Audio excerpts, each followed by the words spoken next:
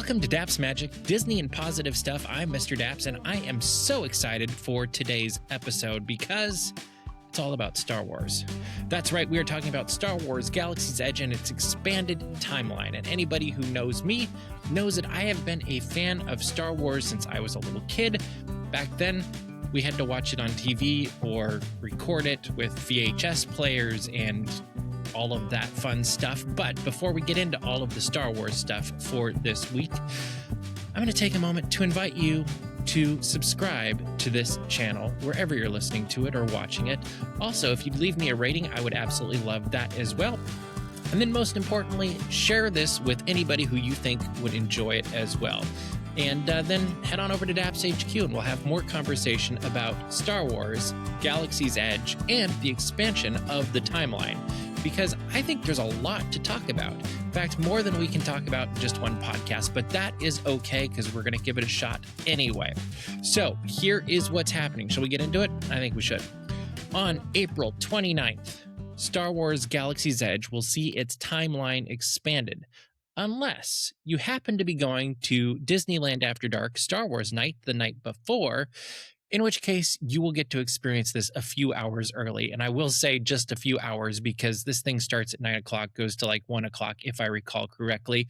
And technically that means you'll have 3 hours before everybody else, 4 if you count the hour that's actually on the 29th. But when it does, we are going to see a lot more Star Wars stories coming to Star Wars Galaxy's Edge at Disneyland, I should stipulate. So what are we going to see? We are going to see original series characters at Star Wars Galaxy's Edge. We're going to see the Mandoverse characters in Star Wars Galaxy's Edge. And we'll continue to see the most recent sequel trilogy, I guess we can call it, characters also in Star Wars Galaxy's Edge. They're all going to be in different places. They're all going to represent different timelines, but I think it's going to be a very, very cool thing. So what are we going to see when this happens? We're going to see the timeline for Batuu that we've had since it opened in 2019 basically be unlocked. And because of this, you won't have that fixed moment in time when you go to Star Wars Galaxy's Edge. Really, this has already been unlocked the moment they started bringing in characters from different movie or really different shows, I guess you could say, on Disney Plus. They started unlocking this timeline when we saw, Boba Fett and Mando and Ahsoka. We've had a lot of really fun characters come, especially at Disneyland, to Star Wars Galaxy's Edge. What this will also do is this land will continue to live, but in a different way. And if you've watched some of the animated series, you can come up with some unique ways that this is working. I won't get into all of that because that would be an entire podcast of its own. But there are ways you could rationalize this still fits within the Star Wars galaxy. There will also be questions on, hey, is this all canon still? More questions to be asked and answered by somebody who's probably much more well situated than me. I would tend to guess somebody at Lucasfilm or Walt Disney Imagineering can make that call, I guess. I don't know who would make that. Dave Filoni. Dave Filoni would be the guy to make that call now.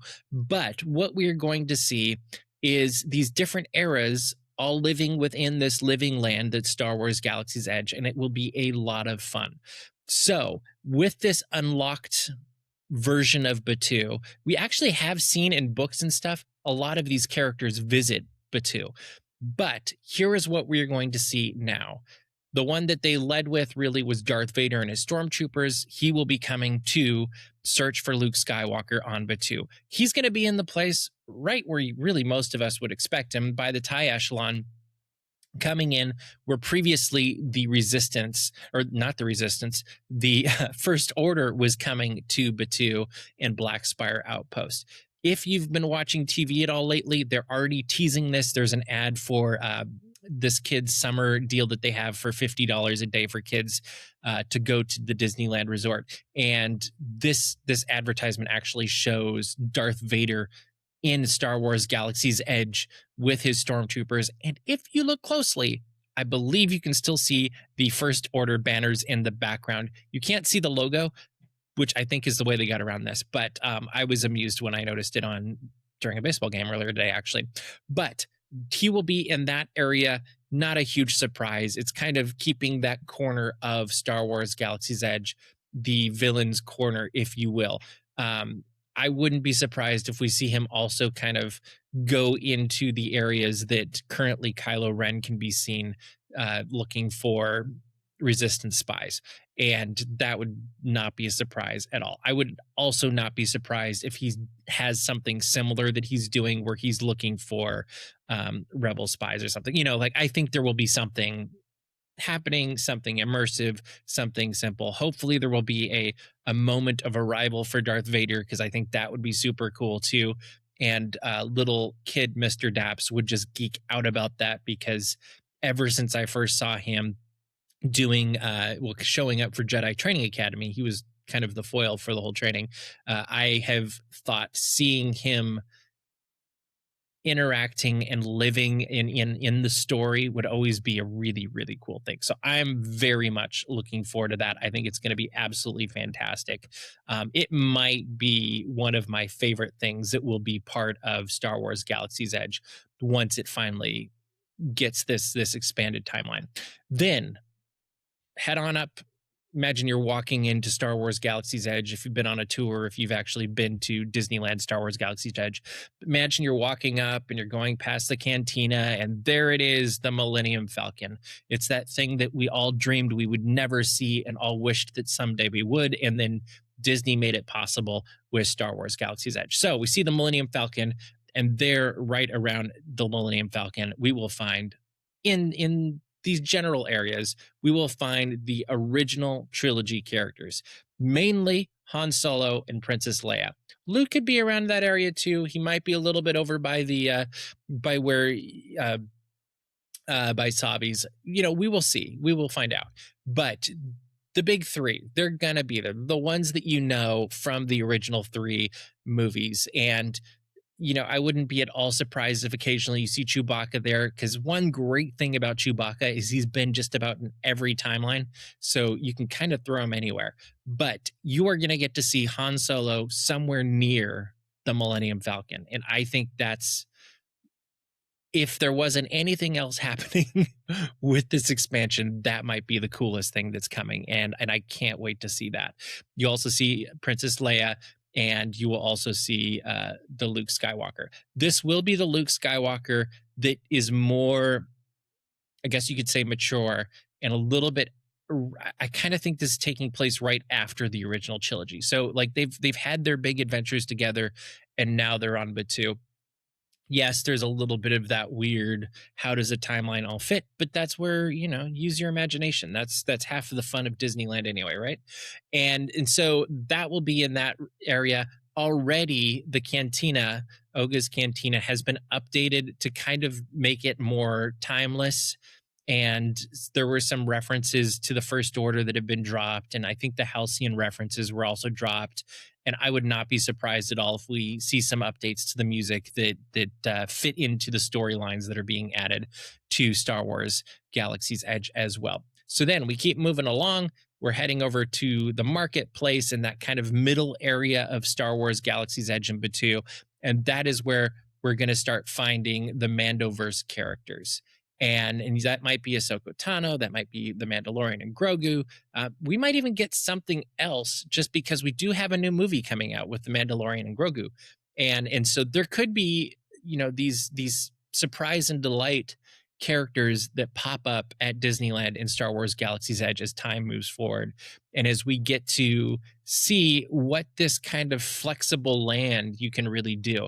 It's kind of taking almost a play or a page out of the playbook for Avengers Campus, where I would love to see, maybe it'll rotate characters in even more, keep some core characters always, whether it's Darth Vader, Han, Luke, Leia, and Chewbacca and Rey probably.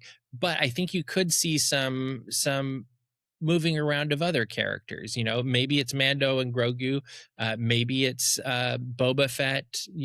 I would tend to guess Mando is going to stick around. But I could see, Ahsoka could be here for a while, and then maybe somebody else. I don't know. Or maybe they add somebody to all of those as well.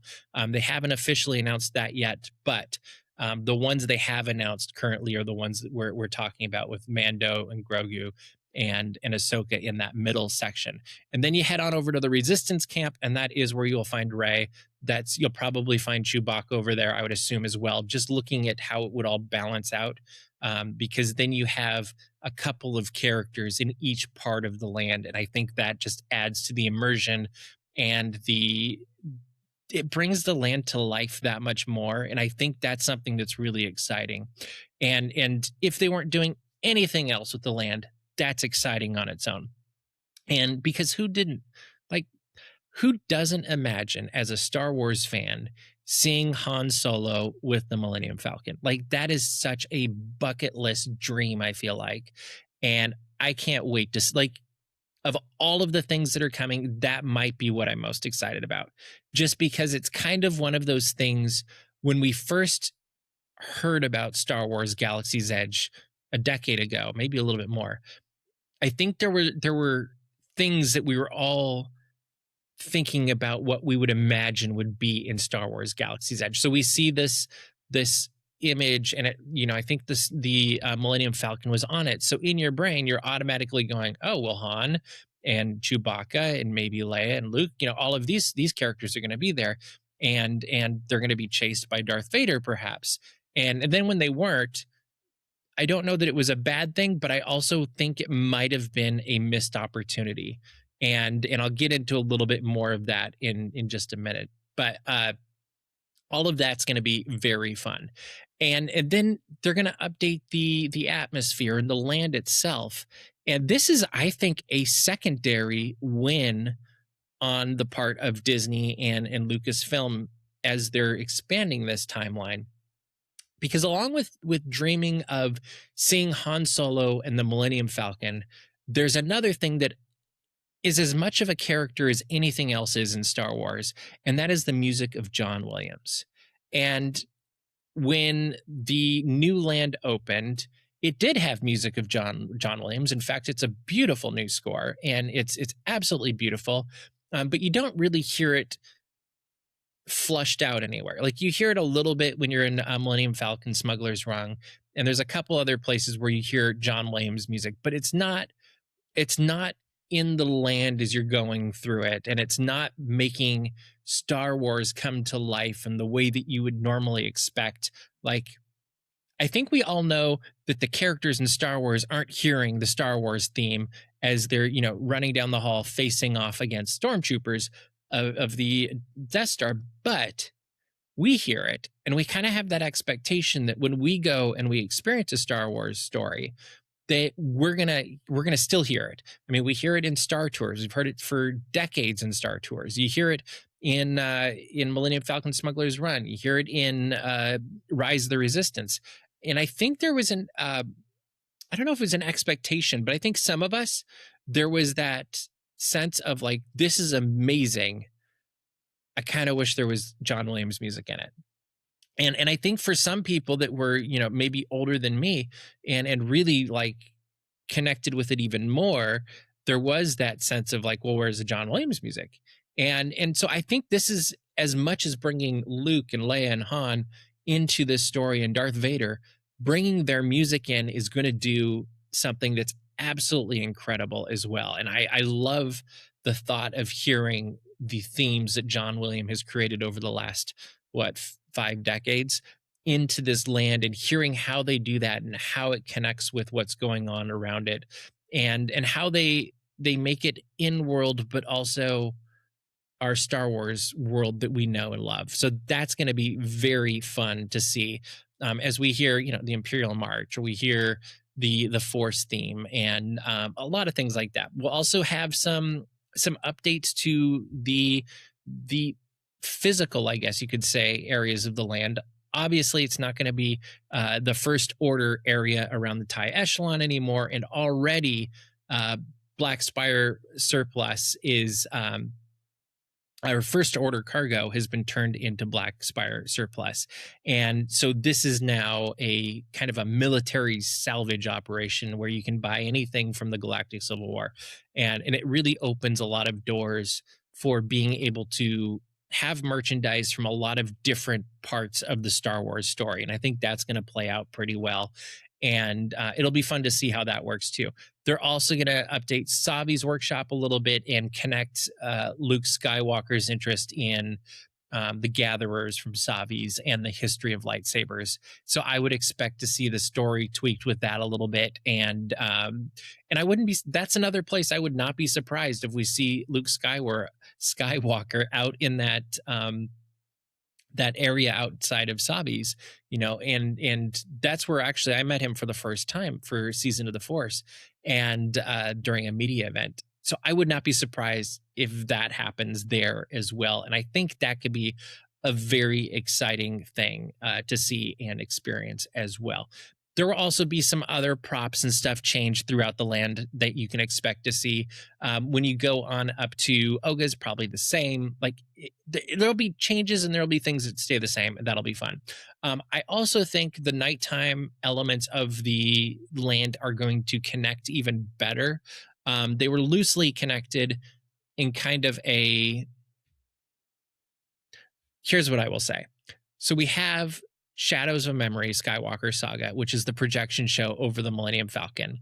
It's beautiful. It's fantastic. It connects the most recent sequel trilogy with the original trilogy and the prequel. Like it's basically the entire Skywalker saga shared on the walls with beautiful music. It's a beautiful show. If you haven't seen it, either get there in person or check it out on YouTube. But as with all things, the videos are never as good as experiencing it in person. When you're in person, you're hearing and feeling that music all around you, and you're seeing and experiencing the lights and the crowd energy and all of that stuff, and you just can't beat it. But that will continue on. But I do think it won't make you wistful for having what they're now going to be offering with the expanded timeline. And I think that's a really smart move on Disney's part, because one of the things that I think it did very effectively is it connected with the characters that we know and love. And it kind of made me miss them a little bit. And that was actually one of those times I remember seeing it, one of the first few times I saw it, and thinking, oh man, I wish, we had Luke Skywalker here. Or, I just started thinking more about these things and the possibilities and the what ifs, which I think as Disney fans, that's one of our most fun things we do is like, well, what if he did that? Or what if, like, we talk about this stuff all the time. That's half the fun of it. But now they are. And so the what if is going to be a what is, and you're going to get to basically spend the day with these original trilogy characters that you know and love, and then see the bigger picture story up on the cliffs above the Millennium Falcon in the evening. They will also continue to have Fire of the Rising Moons, which if you haven't had the chance to see that yet, definitely check that out. That is Star Wars music put to whatever fireworks show is happening in the parks. It's fantastic. It's so much fun to hear the Star Wars theme blasting out into the land as you see, fireworks exploding in the sky. It's I can't say enough good things about it. They've really done some great things in ways that I think open up the land and make it that much more enjoyable in the evening, because it is, I will admit, it's a little bit hard to find and see characters at night because it is a darker part of Disneyland at night. And that's not a bad thing. It adds to the immersiveness. You hear the area sounds of big creatures walking in the dark, and little noises and scattering and crackling of twigs or whatever. But sometimes it is a little bit harder to recognize, oh, that big shadow is Chewbacca over there, or that's Rey walking by, or, Darth Vader, he's dark, so we will see how that goes. And if he comes out at night, who knows? I would think it's awesome if he did.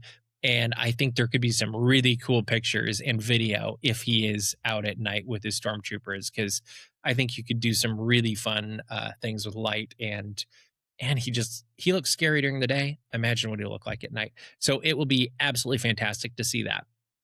So this is all really cool. But I think there's a bigger question behind all of this, and that is the why behind it. And when we look at any time Disney does anything, you have to ask the why. So recently, Thomas Masloom, the former president of Disneyland Resort, now Disney Experiences, talked about how they postponed the closure of Monsters Inc. Mike and Sully to the Rescue. And the why behind it was they realized that there wasn't enough in Disney California Adventure for kids to do as it was. And if they closed one more thing, that made it harder for families with young kids to be in that park. And currently, as you've seen on ads, I'm sure, they're really focusing at the Disneyland Resort and beyond on making it a welcoming and accessible place for families with young kids. And so the why behind that is, let's make it more accessible. Does this change the overall plan for what the Disneyland Resort's doing? Currently, no, but there was a why of this is why we're doing it. So why does this matter? Why are they doing this for Star Wars Galaxy's Edge? There's a theme that I've picked up, and Asa Kalama from Walt Disney Imagineering, I might have just butchered his name, but basically talks about how Star Wars Galaxy's Edge is all about just deconstructed theater. And really it's not something where you just sit there and you watch the stories. It's something where you get to be a part of them and live in these Star Wars stories, and you get to be them. So, you see kids, looking for the First Order with Rey, or avoiding the First Order with Rey, I should say, or maybe it's interacting with currently Kylo Ren and the Stormtroopers as they're seeking out the Resistance and the spies that come with it, or any sympathizers. And so it's a really interactive thing. It's not necessarily a stand and wait in line, take your picture, get your signature, and then head off. And when they do this, it brings the land to life quite a bit more, because then you're getting pulled into their story and you're getting to be a part of their story, and that story now has become part of your story. And the bigger picture of that being is Disneyland Resort and all the Disney parks are really about making memories, and making those memories with your loved ones that will last a long time. With the business side of this being is, you make good memories, you have a lot of fun, you're coming back, and Disney stays in business. Everybody wins. And when you start thinking about this is a thing that could be an opportune moment, is when you're trying to think of engaging everybody in the stories of Star Wars, and then you don't necessarily have the characters that connect from Star Wars with all of the fans that are in the land, you're not reaching the full potential of this deconstructed theater premise. And I can tell you from firsthand, time after time I've watched, as like Hera Syndulla comes out with Chopper. Love these characters. I think they're fantastic. They had, when they arrived at Galaxy's Edge at Disneyland, some of the biggest crowds I've ever seen. Like, people were cramming in to see them, and very excited to see them. But one of the things I observed as I continued to watch is, quite often it was the younger fans that were super excited to see and meet these newer characters, and the older fans were happy to be there, were happy that there was Star Wars, but weren't necessarily geeking out in the same way that the people that grew up watching these newer characters do.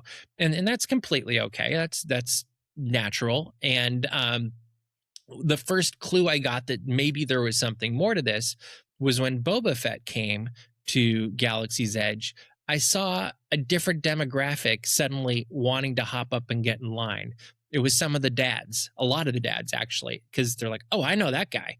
And, some of them, and a lot of them also know, Mando and Ahsoka and whatever, but they're more of the I'm going to call them educated Star Wars fans. I don't know. They're little deeper Star Wars fans, but the average casual viewer maybe didn't know Mando as well, maybe didn't know Ahsoka as well, maybe didn't even know who Chopper and Hera Syndulla are, but they're like, oh, I know that guy. And they got super excited about that. And I was like, oh, that's kind of fun. I like that a lot. But then what really influenced my perspective is when Luke Skywalker came. And I remember standing down by the marketplace, and I watched a little boy walk up, and asked to, meet Luke and take a picture or something. And then I saw the dad walk up and join him. And then I saw the grandfather also looking around for someone to take the camera so that grandfather, father, and son could all get a picture with Luke Skywalker, who they were all ridiculously excited to meet. And in the moment I saw that, I started thinking more about who was watching and who was interacting with these different characters. And I saw that having Luke Skywalker there really opened up the level of passion to a whole new demographic of fans at Disneyland. Were they, heavy, deep in Star Wars fans? I don't know. What I do know is I was seeing suddenly a much older demographic equally excited in the land as the younger demographic. And traditionally, where I would see that is everybody's excited to see the Millennium Falcon. No surprise there. Where I wouldn't see it necessarily, everybody's excited to see Chewbacca and R2D2 as well. But when Luke Skywalker showed up, suddenly it went to an entirely new level. And I saw the entire family ridiculously excited to meet this character. And that's where you start thinking more of oh, well, let's add Darth Vader. Let's add Han Solo. Let's add Princess Leia. When you start adding these characters from these different eras, you're also connecting with fans from different eras. And is that making the timeline of the land a little bit more complicated for the purists that are well, no, I have this moment in time that's a canon moment in time? Yes, it's making it more complicated. But is it a gift to these families that are making really core memories they're going to take with them, maybe for a lifetime, if it's that one time they get to go to Disneyland in their life? Absolutely. And I'm excited to watch the people interact and geek out and get to meet their favorite Star Wars characters, whether it's Rey from the most recent trilogy or Mando and Grogu for, even the next new movie for brand new fans, or maybe it's Han and Leia and Luke. It's going to be something that's very, very special, I think. And I encourage you, actually, as you go into Star Wars Galaxy's Edge after this change, just watch them be excited to see their characters, their favorite characters, I should say. Watch them excited to see, Han next to the Millennium Falcon. Watch them excited to see. I spent probably 20 minutes on Sunday watching Chewbacca work on an X-Wing in the Resistance camp. It was so much fun. Watch people have fun. That is such a great thing. We go to Disneyland. Yes, we go to have fun, but I think it adds to the fun when you see everybody else having fun as well. So I really think that's what the why is about, is creating more memories for more people and really connecting in that way that maybe just didn't quite happen the way it was envisioned when they first opened Star Wars Galaxy's Edge. And that's not to say there was anything wrong with it, because, my mind was blown when I walked into Star Wars Galaxy's Edge. I loved it. I can't tell you how many hours I spend just walking around Star Wars Galaxy's Edge and just living in the Star Wars universe. I think it's such a cool thing. I don't even have to do anything. Sometimes I have a camera, sometimes I don't. Sometimes I take video. Most of the time I don't. I just like being there and being in the world of Star Wars Galaxy's Edge, especially when we don't have a lot of Star Wars content coming out movie-wise recently. That's going to change. That's exciting. I should note, for those of you that are going to Star Wars Galaxy's Edge in Florida at Disney's Hollywood Studios, these changes are not there. I'm going to say yet. I would tend to guess they will be there at some point, but that has not been announced. There's no rumors about that. That is not something you can expect anytime soon. But D23 is coming up. So maybe D23, the ultimate Disney fan event, there will be announcements, and I will be hey, guess what? It's coming. But we will report on that on dapsmagic.com if and when that ever were to happen. But that's okay. For what it is right now, this gives the opportunity, at least at Disneyland, for fans of all ages to come together as a family, enjoy Star Wars Galaxy's Edge together. Everybody gets to see some of their favorites. Maybe not all of their favorites yet, but there's lots of time in the future. We will see what happens. So what comes next? Well, I'm assuming we will probably have more tie-ins coming in with The Mandalorian and Grogu when it comes in May. We already know we're getting the updated version of Millennium Falcon, Smuggler's Run with that. I would not be surprised if we had a character from the movie pop up and show up for a limited time in Star Wars Galaxy's Edge as well. I would also expect that to be in that middle area of the land. But you never know. Like, they could swap it or something just because they're like, hey, we've got the new version of the ride, so let's put Mando and Grogu and that era over by the Millennium Falcon for a little while, and we'll move Han and Luke and Leia into the middle. I don't know. Like, that's just me spitballing, and anything could happen. But I wouldn't be surprised if we do see more offerings from the Mandalorian and Grogu when it comes to movies, and when we also get the new update for Millennium Falcon Smuggler's Run. I think that's going to be super exciting. I also think that's going to really reinvigorate, excuse me, that attraction. And I will be very curious to see what the wait times are for that, what the repeatability is for that. Like, I think this breathes a lot of new life into this attraction. And I think it really is kind of what we all hoped it would be from the very start. And I hope this is I don't know, first step or a first chapter or something for this attraction, in that, or second step and second chapter that they can build on, because it would be very cool in the future if, just like they do with Star Tours, when new things come out, they update the attraction. I would love to see something similar happen with Millennium Falcon Smuggler's Run. I also think in the future, there's a lot of possibilities for robotic characters coming to the land. We just had Olaf debut at Disney Adventure World at Disneyland Paris. And if you haven't seen him, go look it up on YouTube, or just go over to Disneyland Paris and check it out. But this character is ridiculous. Like, he looks like exactly what you would expect Olaf to look like if he were to hop out of the animated movies or specials and walk up to you in World of Frozen. And Kyle Laughlin, who's running R&D for Walt Disney Imagineering, has said now a couple times in an interview and then also in a panel in Disneyland Paris that he's not the end of the story. There's more characters on the way. They'll be coming to more locations. And that's an exciting thing to think about, because you start dreaming of possibilities of what could come to different parks and which characters could be made from this robotic technology.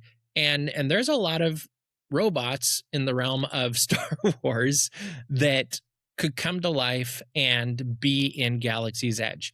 And I don't know what that looks like. I'm not making any predictions, other than I think it would be very cool to see more robotics brought into the land. We currently have R2D2 on a fairly regular basis, but what if we saw some other ones? We've had the BDX droids in the past, but they were really just a step. Like, that's one step in the evolution of what Disney can do. And they've come so far in the last couple of years when you look at how quickly they can create these characters and bring them to life. And, maybe even with The Mandalorian and Grogu coming out in May, we will get the return of the BDX droids. I don't know. Like, that's just speculating. But I do think there is the possibility for some of these, unique characters to come to life and to really bring the land to life even more. Even if they're behind a gate or something, like, that's fine. But there's a lot of space for adding these characters to the land and bringing them to life even more. Maybe they interact with, Luke Skywalker. I don't know. There's lots of possibilities. But, I would love to know, what would you like to see coming to Star Wars Galaxy's Edge? What would you make happen if you were the one that got to make those decisions? Like, what if I could put this character into the land? What would be your character that you would add to the land? What if we can make this robot come to land? What would be that robot? I'd love to know your thoughts and your dreams about what could come to Star Wars Galaxy's Edge as they open up the storylines, open up the possibilities really with it. Because what this does is it no longer confines them into this one space. They can really go anywhere with the stories they tell and the characters they bring in now. And that's an exciting thing. So as we start to wrap this up, I do want to remind you that Disney is a business, but it's a business that really is about the emotion of memories. Like it's creating those memories, it's having those feelings, it's connecting at the heart, not just with what's in front of you, but with the people in front of you and the people next to you and the ones that you get to experience it with, whether it's your family, your friends, the cast members. It's the human connections that Disney's really leaning into as part of its business model right now to make these memories, to make these connections, and to really build a business on that. And I think that's a fantastic thing. And as you look at the expansion of the timeline of Star Wars Galaxy's Edge, that is a huge step in that direction. It's helping connect different fans with different stories that they grew up with. And that's going to be something that's super exciting. So if you want to know more about this, head on over to dapsmagic.com. We've got all of the coverage about the expansion of the Star Wars Galaxy's Edge timeline up there. We will have more as it happens. We will be at that Disneyland After Dark Star Wars night, so we will have coverage from that. We will also have coverage the next day when I return to get photos and videos and who knows what else. We'll get as much as we can of this expansion because I think it's something that's very exciting. I think it's something that we should be thanking Disney and Lucasfilm for because it really is. It's something positive. It's something special. And I just think it's something that we've wanted, and that'll be great. If you want to have more conversations about this, head on over to Daps HQ. I'd love to chat with you more about that. We will be talking about these in the future, especially on Daps After Dark, which is our exclusive show for Daps HQ after Geeks Corner on Tuesday nights. We have a blast. We'd love to have you there with us as well. But that is about all the time I have for you this week, and I think my voice is starting to die, so, that's okay. Anyway, I hope you are having an absolutely fantastic week as we go into the next week and in the next month and all of this new expanded timeline with Star Wars. I encourage you to stay positive, make it a great week, keep kind, and we'll see you in the parks.